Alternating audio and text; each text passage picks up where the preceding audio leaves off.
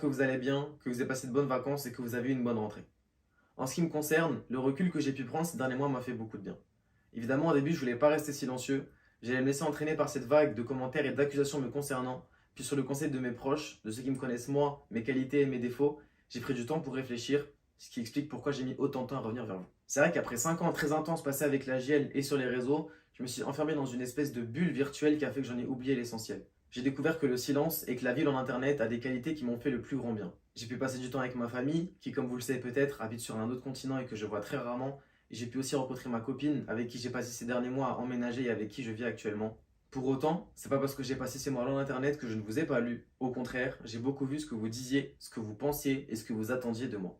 D'ailleurs, je remercie ceux qui m'ont envoyé un message et je m'excuse de ne pas vous avoir répondu. En fait, ça me tenait vraiment à cœur que vous puissiez voir cette vidéo et mes explications avant de vous répondre par message privé. Désolé à ceux que je vais décevoir, mais ce n'est pas parce que ma vie personnelle est maintenant en ordre que je me sens prêt à recréer du contenu. Je vais passer mon bonheur et mon confort avant tout, et pour l'instant, ceci se trouve dans l'internet alors qu'il en soit ainsi. Je fais cette vidéo dans l'unique but de faire taire les rumeurs graves me concernant. Je veux parler des accusations qui parlent de relations que j'ai eues avec plusieurs jeunes femmes de 2015 à 2018. La première chose à dire, et la plus importante à mes yeux, c'est que je n'ai jamais rencontré ces femmes et que je n'avais jamais prévu de le faire. De plus, nous n'avons jamais rien échangé d'intime sous aucune forme que ce soit. Ni appel, ni photo, ni vidéo. Jamais. Elles ont pris la parole en publiant des messages privés que j'ai eus avec elles, m'accusant de choses graves. D'être un violeur, d'être un pédophile, d'être fiché S. L'une d'elles a même expliqué que la police avait retrouvé du contenu pédopornographique dans mon ordinateur, ce qui est bien évidemment totalement faux. Ces accusations ont immédiatement provoqué des dizaines de milliers de messages, la machine des réseaux s'est emballée, j'ai vu des faux comptes de moi se créer, des fausses conversations, des fausses rumeurs. Il y a même des filles qui se sont plaintes que leurs photos avaient été utilisées par des fakes pour créer des accusations contre moi. Je suis resté silencieux parce que j'étais totalement dépassé par les événements. Tout et n'importe quoi a été dit sur moi, sans aucune responsabilité, alors que les mots ont un sens et que les conséquences peuvent être dramatiques. J'aimerais donc préciser plusieurs points fondamentaux à propos de ces accusations. Tout d'abord, pour dire que je n'ai jamais vu ces femmes et que nous n'avons jamais rien échangé d'intime.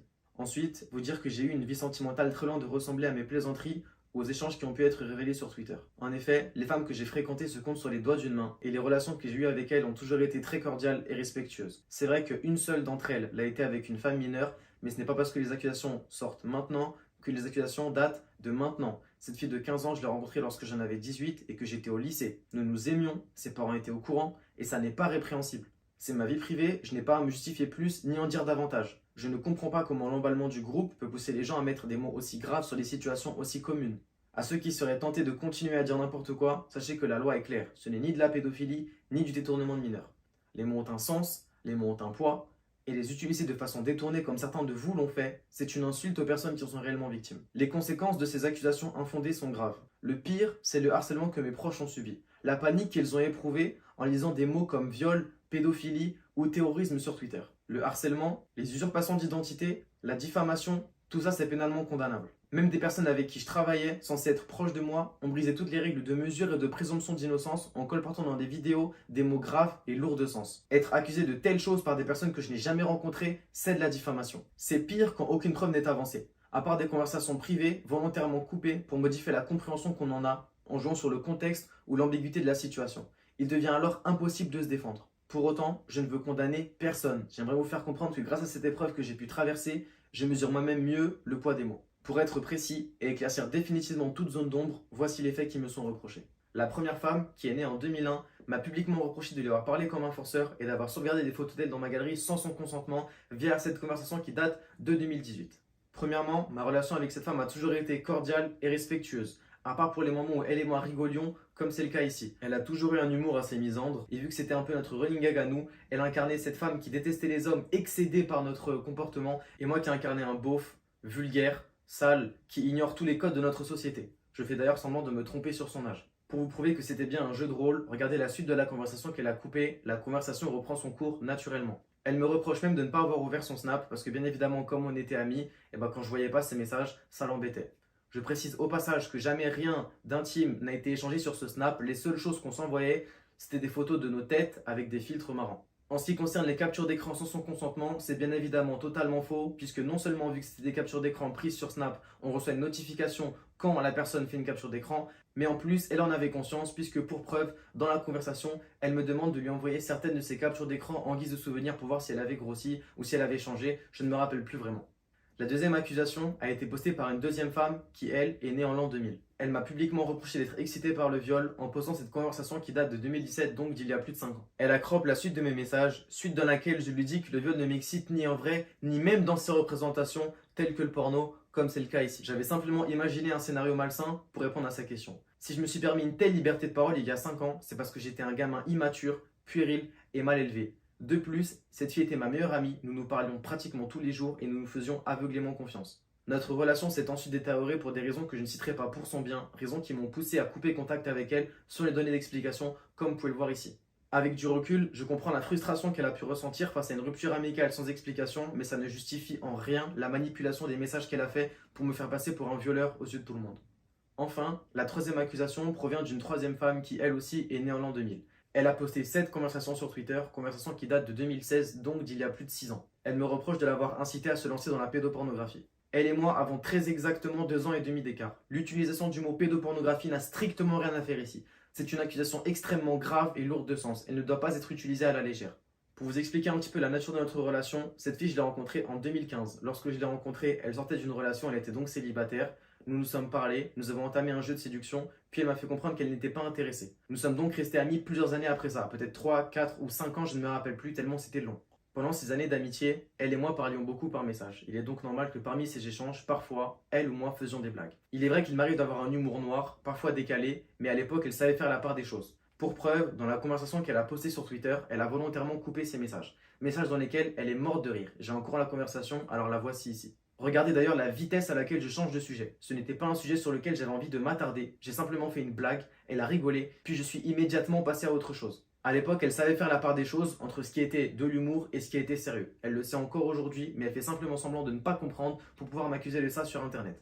Si cette blague l'avait vraiment dérangée, elle me l'aurait dit ou sous-entendu ou ça aurait changé la nature de notre relation. Mais comme vous pouvez le voir, cette conversation date de 2016 et nous sommes restés amis encore de longues années après ça.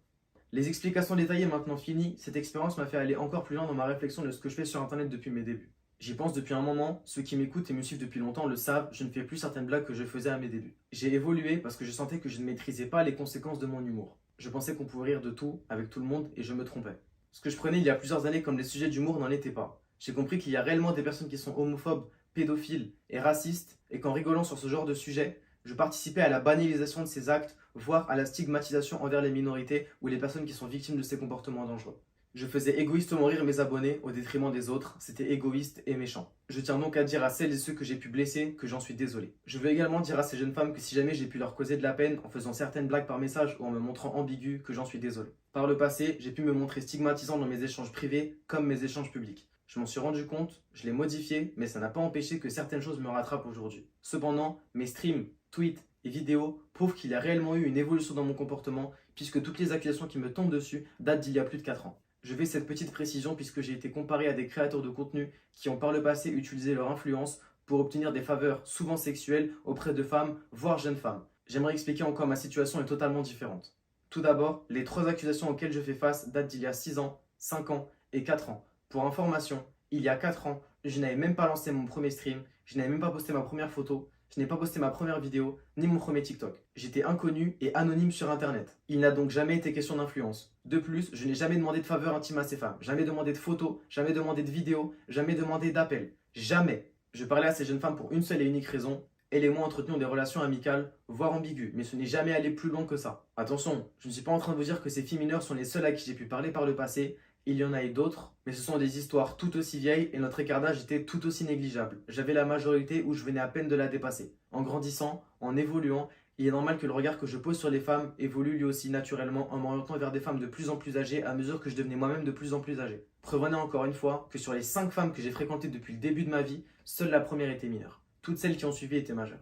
Certains ont été pervertis par leur influence, en ce qui me concerne ça a été l'inverse. J'ai compris très tôt que l'influence implique une certaine forme de responsabilité. Mon travail m'a assagi, mon travail m'a fait grandir, mon travail m'a fait mûrir. En ce qui concerne mes autres comportements problématiques d'une lointaine époque, mes justifications sont les mêmes. J'étais jeune, immature et mal élevé. Je vous prie de bien vouloir pardonner ces 600 crime time auxquels j'ai participé, ces photomontages, ces leaks de photos, ces blasphèmes, ces provocations gratuites et autres comportements que je ne pourrais même pas nommer. Je sais que certains profiteront de cette vidéo pour rebondir sur certains de ces actes, c'est votre droit. Sachez simplement que mettre la lumière sur les comportements problématiques commis par quelqu'un de problématique, c'est le tirer vers le haut. Ça s'appelle un rappel. Mais mettre la lumière sur les comportements problématiques commis par quelqu'un qui ne l'est plus depuis plusieurs années, c'est le tirer vers le bas, rendant difficile toute perspective d'évolution, tant les efforts commis, parfois colossaux, paraissent insignifiants. Je souhaite que ce que j'ai dit aujourd'hui fasse comprendre aux gens que les mots ont un sens, les mots ont un poids, qu'il faut mesurer avant de les utiliser, même sur Internet.